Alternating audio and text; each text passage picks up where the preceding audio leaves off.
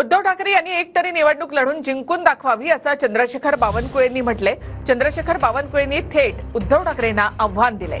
फडणवीसांचा deposit जप्त करा असं ठाकरेंनी नागपूरकरांना आवाहन केलं होतं। ठाकरेंनी एकही निवडणूक लढली नाही आणि फडणवीस जनतेचे नेते आहेत असं बावनकुळे म्हणाले। हे सरकार उलथून टाकायचं म्हणजे टाकायचंच, कोणत्याही परिस्थितीमध्ये सरकार उलथून टाकायचं।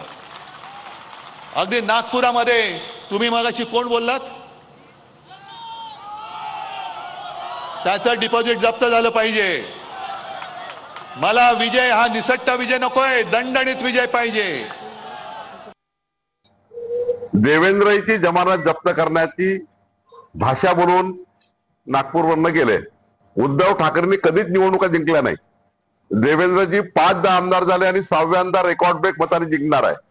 एका विधानसभेत यावेळी उद्धव ठाकरेंनी कुठली तरी विधानसभा महाराष्ट्राची लढावी, त्यांना वाटेल ती लढावी।